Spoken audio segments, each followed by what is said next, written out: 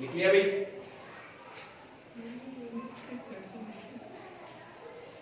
तो देखो totally 4 points थे हमारे पास, कौन कौन से? पार्टनरशिप डीड नहीं होगी तो कौन कौन से रूल लगेंगे? प्रॉफिट सेलिंग रेशियो इक्वल होगा, interest on capital, interest on drawing ना तो दिया जाएगा ना लिया जाएगा, सैलरी बोनस रेवेन्यू कमीशन कुछ नहीं देना है, इंटरेस्ट ऑन लोन देना है 6% पर एनम, ठीक है। अब अपन इसमें देखिए टोटली पार्ट्स को डिस्कस करते हैं, समझ लिया?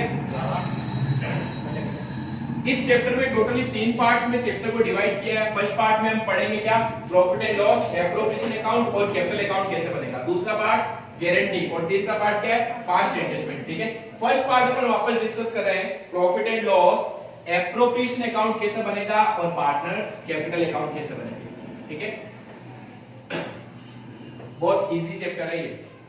देखो एक जो नॉर्मल बिजनेस होता है ना, वो साल के एंड में हमेशा फाइनल अकाउंट बनाता है। क्या बनाता है? Final account. फाइनल अकाउंट का मतलब क्या होता है? मैं नॉर्मल बिजनेस की बात कर रहा हूं। फाइनल अकाउंट में 3 तरीके के अकाउंट्स आते हैं। पहला अकाउंट होता है ट्रेडिंग अकाउंट, ठीक है। दूसरा अकाउंट होता है प्रॉफिट एंड लॉस और तीसरा बनाता है बैलेंस शीट। ट्रेडिंग अकाउंट से ग्रॉस प्रॉफिट या ग्रॉस लॉस निकल के आता है, वो पी&एल में जाता है, और पी&एल से नेट प्रॉफिट या लॉस आता है, ठीक है, और वो कहां जाता है? बैलेंस शीट में हम ये ट्रांसफर करते हैं। ये नॉर्मल बिजनेस की बात कर रहा हूं। लेकिन जब पार्टनरशिप में आप आते हो तो पार्टनरशिप भी ये सब बनाती है, लेकिन वो यहां पर आके रुक जाती है, ठीक है, क्योंकि यहां से हमारे पास में नेट प्रॉफिट या नेट लॉस आएगा। अब उसको डायरेक्टली बैलेंस शीट में ट्रांसफर नहीं करते, ये कहते हैं इस प्रॉफिट में से हमारे बहुत सारे पार्टनर्स थे, उन पार्टनर्स को कई सारी चीजें देनी पड़ेगी आपको, ठीक है। तो बिजनेस के मालिकों को जो भी चीज दी जाती है ना प्रॉफिट के हिस्से में से, उसको पता हम क्या बोलते हैं? उसको हम बोलते हैं एप्रोप्रिएशन। क्या बोलते हैं? एप्रोप्रिएशन। इसलिए हम बीच में एक अकाउंट बनाते हैं जिसका नाम क्या रख देते हैं? Profit and loss appropriation account, ठीक है। ये किसको दी जाएगी चीजें? बिजनेस के मालिक को, ठीक है। मालिक को कुछ भी चीज अगर मिलेगी बिजनेस से तो वो कहां जाएगी? प्रॉफिट एंड लॉस एप्रोप्रिएशन में। हमारे पास में यहां से प्रॉफिट होगा, वो प्रॉफिट हम कहां ट्रांसफर कर देंगे? प्रॉफिट एंड लॉस एप्रोप्रिएशन में। और जो जो चीजें पार्टनर्स को दी जानी है वो दे दो। उसके बाद अगर कुछ भी प्रॉफिट बच जाता है वो भी हम पार्टनर्स में बांटते हैं। अच्छा एक बात बताना, इस पॉइंट पे तो भूल जाओ, ग्रोथ ट्रेडिंग अकाउंट से ग्रोस प्रॉफिट या लॉस पी&एल में जाता था, यहां से नेट प्रॉफिट या लॉस कहां जाता था? बैलेंस शीट में। कहां पर? कैपिटल में जाके जुड़ता, यानी वो उसकी कैपिटल को बढ़ा देता था। यहां पर भी ऐसा ही होगा। इस प्रॉफिट को यहां से अलग करके हम प्रॉफिट एंड लॉस एप्रोप्रिएशन में डाल देंगे। जो चीजें पार्टनर्स को देनी है वो तो दे ही देंगे, उसके अलावा जो भी प्रॉफिट बच जाएगा वो भी पार्टनर्स के कैपिटल में डिस्ट्रीब्यूट कर देंगे, जो भी हमें रेशियो गिवन होगा। अगर रेशियो दिया हुआ नहीं है तो बराबर, ठीक है, ये ध्यान रखना। तो ये जो प्रॉफिट एंड लॉस एप्रोप्रिएशन अपन बनाते हैं, क्यों बनाते हैं? इसके बीच में से यहां से प्रॉफिट अलग कर देते हैं, जो भी चीजें पार्टनर्स को दी जाएगी वो यहां से दे देंगे और फिर उनके कैपिटल में अपन ट्रांसफर कर देंगे, ठीक है। तो अब देखो हमें ट्रेडिंग नहीं बनाना, हमें पी&एल नहीं बनाना, हमें क्या बनाना है? यहाँ पर profit and loss appropriation account. P and L आप बना चुके हो, वहां से नेट प्रॉफिट आपके पास में आ चुका है। इस नेट प्रॉफिट का हम क्या करेंगे? वो हम यहाँ पर शो करेंगे किस अकाउंट में? Profit and loss appropriation account में, ठीक है। छोटा सा अकाउंट है और बहुत इजी भी है ये अकाउंट। हाँ, आपके पास में सबसे पहले क्या होगा? प्रॉफिट पड़ा होगा, उस प्रॉफिट को। अच्छा एक बात बताओ, ये मैंने पी&एल अकाउंट बनाया, बताओ पी&एल से प्रॉफिट कहां से निकल के आता था? टू में, पता है? यहां से हम निकाल देते हैं टू नेट प्रॉफिट। अब ये प्रॉफिट जब मैं इस अकाउंट में ट्रांसफर करूंगा तो कहां जाएगा? बाई साइड में। इसलिए अपन नेट प्रॉफिट को यहां पर बाय में लिखते हैं, बाय नेट प्रॉफिट। समझ गए? तो आपके पास में नेट प्रॉफिट दिया हुआ है, इस नेट प्रॉफिट में से अब क्या करना है? हर वो चीज जो पार्टनर्स को देनी है वो दे दो, ठीक है। अब एक चीज दिमाग में रखना, जब भी आप profit and loss appropriation account बनाओगे, आप पार्टनर नहीं हो, आप बिजनेस हो, आप वो फर्म हो, ठीक है। मैं फर्म हूं, मैं व्यवसायी हूं, मुझे अगर पार्टनर्स को कोई चीज देनी है तो बताओ मेरे लिए खर्चा है कि इनकम? मेरे लिए खर्चा हो गया। खर्चा हो गया तो मैं खर्चों को क्या करूंगा? डेबिट। बिजनेस के सारे एक्सपेंस क्या होते हैं? डेबिट होते हैं। बताओ मुझे पार्टनर को सैलरी देनी है, मेरे लिए खर्चा है कि इनकम है? खर्चा है। कहां लिखूंगा उसको? डेबिट, ठीक है। इसलिए इस नेट प्रॉफिट में से क्या क्या चीजें हम पार्टनर्स को दे सकते हैं? देखो टू, एक तो मैं दे सकता हूं पार्टनर्स सैलरी, ठीक है। इमेजिन करो दो पार्टनर्स थे, ए की सैलरी, बी की सैलरी, टोटल अमाउंट 12। और क्या दे सकते हैं हम उनको? हम उनको दे सकते हैं टू पार्टनर्स बोनस, ठीक है। या कमीशन, साथ में ले लेता हूं, ठीक है, दे सकते हैं ए और बी। टू पार्टनर्स क्या दे सकते हैं, रेम्यूनरेशन, ठीक है, ए का अलग बी का अलग, ये नॉर्मल चीजें होती हैं। इनके अलावा एक पॉइंट और होता है, हम पार्टनर्स को उनकी कैपिटल पे इंटरेस्ट देते हैं। क्या देते हैं, इंटरेस्ट। ये भी हमारे लिए क्या है, खर्चा। हर वो चीज जो मेरे यहाँ से जा रही तो मेरे लिए खर्चा हो गया ना, मुझे पार्टनर को पे करना पड़ेगा, खर्चा है तो कहां लिखूंगा, डेबिट में। तो पता है क्या लिखेंगे, टू इंटरेस्ट ऑन कैपिटल, ठीक है, ए को देना है ए, बी को देना है बी। सिंपल, मेरे लिए चार चीजें आती हैं। तो इस प्रॉफिट में से आपने क्या किया, आपने उनको सैलरी दे दी, प्रॉफिट कम हो गया, आपने उनको बोनस दे दिया, प्रॉफिट कम हो गया, रेम्यूनरेशन दिया, इंटरेस्ट ऑन कैपिटल दिया। इसके बाद जो भी प्रॉफिट बचता है वो मैं किस में बांट देता हूं, पार्टनर्स में। लेकिन इससे पहले एक चीज और, जैसे इन्होंने मुझे पैसा दिया तो इन्होंने मुझसे इंटरेस्ट चार्ज किया, तो कभी-कभी ये पैसा निकालते भी तो है फर्म से, जिसको हम क्या बोलते हैं, बिजनेस का पार्टनर अगर पर्सनल यूज के लिए पैसा निकालता है इसको हम बोलते हैं ड्राइंग। तो हम भी उसको क्या बोलेंगे, तूने पैसा दिया तो ब्याज लिया, तूने भी तो मुझसे पैसा लिया था उस टाइम, ठीक है, तो इसके ऊपर तू भी मुझे ब्याज दे। अब बताओ, ड्राइंग के ऊपर जो इंटरेस्ट होगा वो मेरे लिए क्या होगी, इनकम हो गई। तो इनकम को क्या करूंगा, क्रेडिट। तो इनकम जो होगी ये इंटरेस्ट ऑन ड्राइंग वाली, ये कहां लिखी जाएगी, बाई साइड। हाफ ईयरली में क्वेश्चन आया था आपके, प्रॉफिट एंड लॉस एप्रोप्रिएशन के क्रेडिट साइड में लिखी जाने वाली दो मदे बताइए, ठीक है। तो क्रेडिट साइड में ये आती है, डेबिट में तो बहुत सारी चीजें बताती है अपने को, ठीक है। इसके बाद अच्छा, इससे प्रॉफिट बढ़ गया। अब जो भी बैलेंसिंग फिगर आएगा हम क्या करेंगे, पार्टनर्स में बांट देंगे। 2 में आएगा तो 2 में, और बाई में आए तो बाई में। पता कहां बांटेंगे, उनकी कैपिटल में डाल देंगे। प्रॉफिट से, P&L से जो नेट प्रॉफिट आता था वो कहां जाता था, बैलेंस शीट के कैपिटल में। तो अब यहां से जो भी बच जाएगा क्या करेंगे, पार्टनर्स के कैपिटल में डाल देंगे, बैलेंसिंग फिगर। ये प्रॉफिट होगा, ठीक है। लॉस आया तो बाई साइड में, बस। ये छोटा सा हमारे क्या होता है, फॉर्मेट होता है किस चीज का, P&L एप्रोप्रिएशन का। आप समझना, ये है तो इजी, और बहुत इजी है, इजी नहीं है। अब आपको क्या करना है, इनके अंदर कुछ कैलकुलेशन देगा क्वेश्चन आपको, ठीक है। अच्छा, P&L एप्रोप्रिएशन अकाउंट बताओ कब बनता है, बनता कब है, साल की स्टार्टिंग में, लास्ट में, लास्ट में। यह हमेशा साल के एंड में बनता है, और यहां हम लिखते हैं ड्यूरिंग द ईयर एंडेड, ठीक है, 2017 या 18 जो भी होता है, ठीक है। हमने लिख दिया ड्यूरिंग द ईयर एंडेड, साल के दौरान जो भी आपको सैलरी कमीशन मिलना चाहिए था ना, वो सारी चीजें यहाँ आती है। इसका मतलब पूरे एक साल में आपको कितनी सैलरी मिली वो यहाँ आएगी, पूरे एक साल में कितना बोनस मिला वो आएगा, कमीशन, रेम्यूनरेशन, यानी कह सकते हैं पूरे एक साल की चीजें हम यहाँ लिखें। क्लियर है, ये पॉइंट क्लियर करना है इसको। अब दूसरी चीज, अगर 1 महीने की सैलरी दे रखी है तो मैं यहाँ जब लिखूंगा तो क्या करूंगा, 12 से मल्टीप्लाई कर देंगे तो क्या जाएगा, 12 महीने की सैलरी आ जाएगी। क्लियर। इसी तरीके से बोनस अगर 1 महीने का दिया हुआ तो 12 से मल्टीप्लाई कर देंगे। इस तरीके से अपन इजीली कैलकुलेट कर सकते हैं। सैलरी कैलकुलेट करने की आपको ज्यादा जरूरत पड़ेगी नहीं, बोनस भी नॉर्मली निकल जाता है। आपको जो कैलकुलेशंस करनी पड़ेगी ना, एक तो कमीशन और एक रेम्यूनरेशन, ठीक है, दोनों एक ही चीज होती है। एक आपको कैलकुलेट करना पड़ेगा इंटरेस्ट ऑन कैपिटल, जिस पे बड़ा क्वेश्चन भी आता है आपके 4 नंबर का।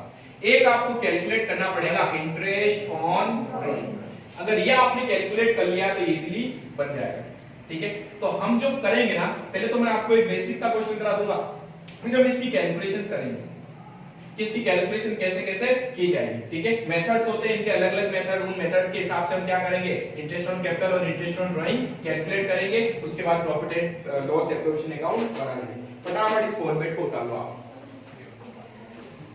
जल्दी करना पड़ेगा।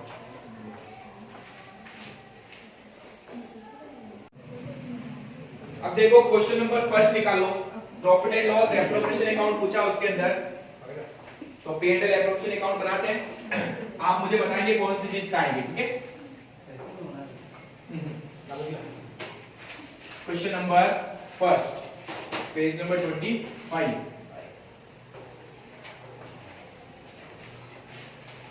P&L appropriation account.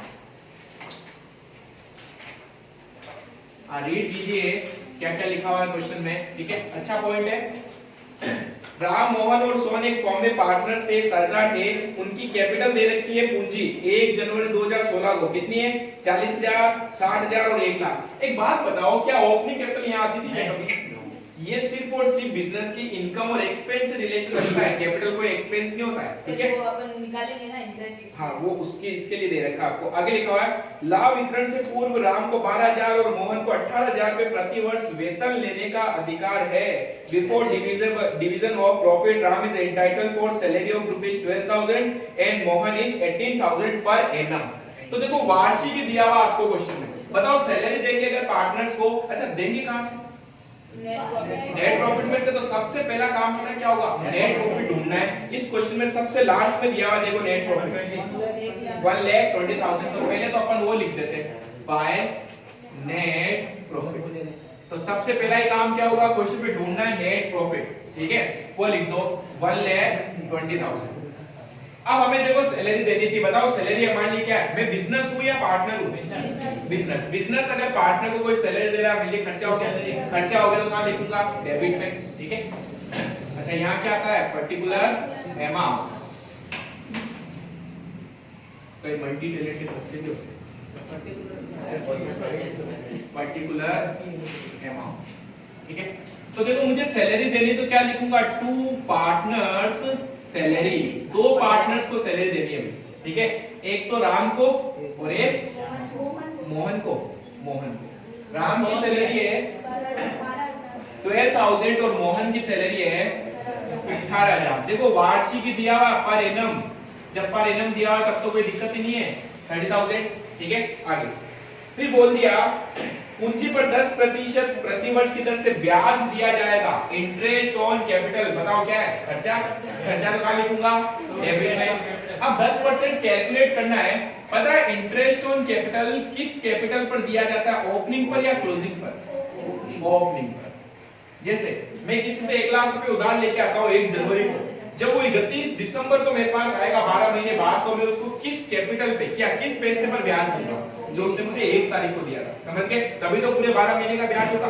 तो मुझे 10% इंटरेस्ट ऑन कैपिटल निकालना है, निकाल सकते हैं। 3 पार्टनर्स थे आपके, राम, मोहन और सोहन। बताओ जरा राम ने कितने पैसे दिए थे? 40,000। 40,000 का 10% इनटू पूरे 12 महीने उसकी पूंजी लगी हुई थी। तो हमने क्या कर लिया? सीधा 4,000 कैलकुलेट कर लिया। इसी तरीके से मोहन की कैपिटल कितनी थी? 60,000 का 10% इनटू पूरे 12 महीने का। मैं 12 महीने क्यों लिख रहा हूं मालूम है? क्योंकि हम जब कैलकुलेट करेंगे ना तब 6 महीने का पॉइंट भी आएगा कहीं, ठीक है? अगर 6 महीने बिजनेस चलाते तो मैं 6 महीने का इंटरेस्ट देता हूं उनको, ठीक है? सोहन के बताओ 1 लाख का 10% मल्टीप्लाई 12 by 12 कितने? 10,000। टोटल इंटरेस्ट इनका बन गया 20,000, 20,000, ठीक है? अब आगे क्या बोला है? अच्छा पॉइंट ये है शुद्ध वितरण योग्य लाभ में से प्रथम 40,000 को पूंजी के अनुपात में, तेरा first 40,000 will be distribute in capital ratio, ठीक है? And remaining in equal ratio. अब समझना, पहले तो बताओ डिविजिबल प्रॉफिट, वितरण योग्य लाभ का मतलब क्या होता है? मेरे पास टोटल 1,20,000 थे, जिसमें से मैंने 30 सैलरी दे दी और 20 मैंने इंटरेस्ट ऑन कैपिटल दे दिया। अब मेरे पास कितने बचे? 70,000। अब मुझे और कुछ नहीं देना है, तो जो प्रॉफिट बचता है ना, इसको अपन बोलते हैं डिविजिबल प्रॉफिट, ठीक है? विभाजन योग्य लाभ। तो इसके लिए अपने को वर्किंग नोट बनाना पड़ेगा। Working note number first, distribution of profit, ठीक है? रिमेनिंग प्रॉफिट या फिर शेष लाभ या वितरण योग्य लाभ एक ही होगा, ठीक है? बताओ वितरण योग्य लाभ कितना बचेगा? मेरे पास टोटल 1,20,000 रुपए थे, जिसमें से मैंने 30,000 तो सैलरी दे दी और 20,000 मैंने क्या दे दिया? Interest on capital. मेरे पास बच गए 70,000, बच गए। अब क्वेश्चन क्या कह रहा है? इस 70 में से आपने पहले 40,000 को कैपिटल के रेशियो में, यानी जिस रेशियो में इनकी कैपिटल थी, पता है इनकी कैपिटल किस रेशियो में थी? 40,000, 60,000, 1 लाख, यानी कह सकता हूं 4, 6 और 10, ये इनका क्या गया? कैपिटल रेशियो, समझ गए? तो कह रहा इसमें से पहले 40,000 को तो आप क्या कर लो? अलग कर लो। तो मैंने कहा पहले 40,000 को तो मैंने अलग कर दिया, ठीक है? और बाकी जो बच गया बताओ जरा, बाकी कितना बचा? 30,000। बाकी 30,000 को हमने अलग कर दिया। इसको तो किस रेशियो में बांटना है? Capital ratio. और इसको इक्वल। इक्वल का मतलब बताओ, 3 पार्टनर थे, 1:1:1 ये होगा। अच्छा, कैपिटल का रेशियो क्या था? 4:6:10 और इसको अगर काटने पर तो 2:3:5 बांट सकते हैं। तो बताओ, राम का हिस्सा, मोहन का हिस्सा और सोहन का हिस्सा। राम का हिस्सा होगा 40,000 इंटू 2 बाई, इसमें कर रहा हूं 2/10 ये होगा 40,000 का मल्टीप्लाई 3/10 और 40,000 का मल्टीप्लाई 5/10।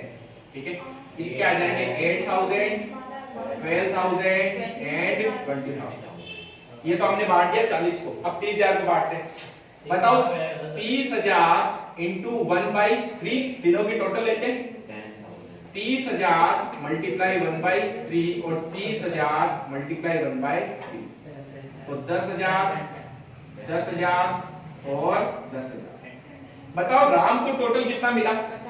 8 + 10, भाई 8 तो इसमें से मिले और 10 इसमें से हिस्सा मिला, 18,000। राम मोहन को कितने मिले? 12 + 10 22,000 और सोहन को कितने मिले? 20 + 10 30,000। ठीक है, तो जो भी प्रॉफिट बचा उसको बांट देंगे टू पार्टनर्स कैपिटल।